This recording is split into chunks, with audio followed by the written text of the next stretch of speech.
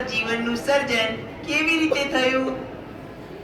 ખરેખર કહું તો હું પણ તેનો જવાબ જાણતો નથી.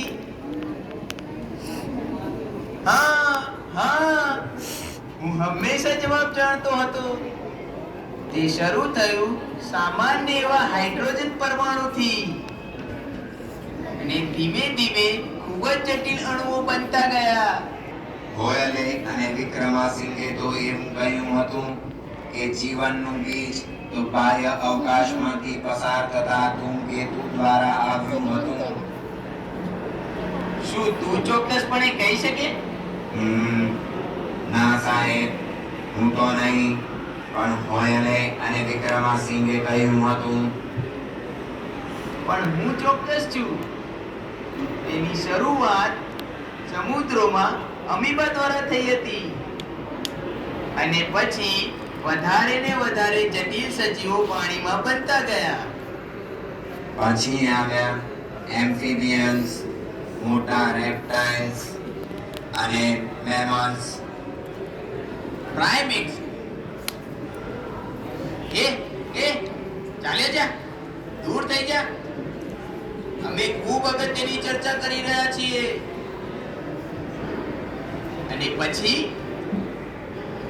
મનુષ્ય બન્યા. નહીં સાહેબ, અંતે તો મિયા ફુસ્કી અને રોબોટ બન્યા. અને પછી આવ્યા આપણી કલ્પના શક્તિ અને અનુમાન. ચૂપ થઈ જા મૂર્ખ રોગો. તું નકામી વાતો કરે છે. શું છે આ કલ્પના શક્તિ? શું છે અનુમાનો? એ તો હું સાહેબ, બાહ્ય અવકાશીય જીવ ઈટી. શું તમે વાસ્તવમાં છો? હા હું ધરાવું છું, માત્ર તમારી કલ્પનામાં.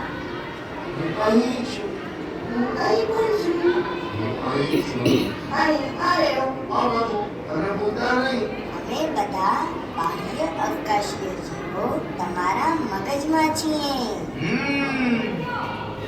શું તમે બીજા ગ્રહ પરથી આવો છો? નહીં સાહેબ, એ શક્ય નથી. ભૂતના ટુકડા ગ્રહ તરફ જુઓ.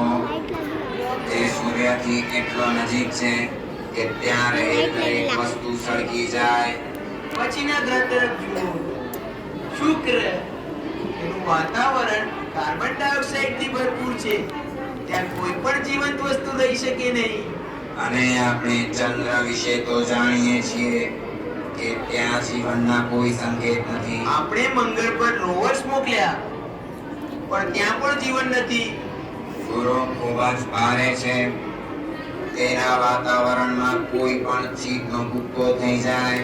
અને પછી શનિ, યુરેનસ, નેપચ્યુન સૂર્યથી ખૂબ જ દૂર હોવાથી ખૂબ જ ઠંડા છે. ત્યાં રહેલ દરેક ચીજ વસ્તુ કંઈ કહી શકાય નહીં. હવે લોકો ક્યુપર બેલ્ટના બાહ્ય અવકાશીય પદાર્થો વિશે વાત કરવા લાગ્યા છે, જેવા કે ક્વાવાર, વરુણ, સેડના. આપણે તેમના વિશે થોડું જાણીએ છીએ, પણ તે પણ સૂર્યમાળાના સભ્યો છે. ઘણી બધી ઉલ્કાઓ સૂર્યની આસપાસ લઘુગ્રહના પટ્ટામાં ઘૂમી રહી છે, જેવી કે ગેસ્ટ્રા, આઇડા, ઈરો, વેસ્ટા અને લવેડા. સેરસ ઉલ્કાને હવે વામન ગ્રહ તરીકે સ્થાન મળેલ છે, આપણા પ્લુટોની જેમ. આ સાહેબ, બાહ્ય અવકાશમાંથી મુલાકાત લેતા હેલીનો ધૂમકેતુ, ઇમ્પેક્ટ ધૂમકેતુ, બૌરેલી, ફાઇલ, કોહેતક, હાયાકુતે, આઇકિયાસેકી, વેસ્ટ ધૂમકેતુ એવા બીજા અનેક કે જે ક્યુપર બેલ્ટ અને ઉલ્ટા વાદળમાંથી, તે જે સૂર્યમાળાના સીમાડે આવેલા છે તેમાંથી આવે છે.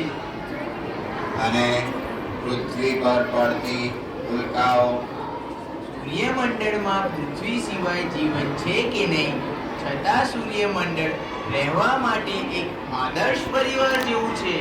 તારું શું કહેવું છે રોબો? હું જાણતો નથી સાહેબ, પૂરી હું તો 9 માત્ર સોલર એક સિસ્ટમ રોબોટ છું. Nine solar system. હું ભૂલી જ ગયો. સન્ટા કો છડી કે તું માત્ર એક મૂર્ખ રોબોટ છે. મધુરા પણ જો તમે બાહ્ય અવકાશમાં જીવન વિશેની માહિતી મેળવવા ઈચ્છતા હો તો જાઓ.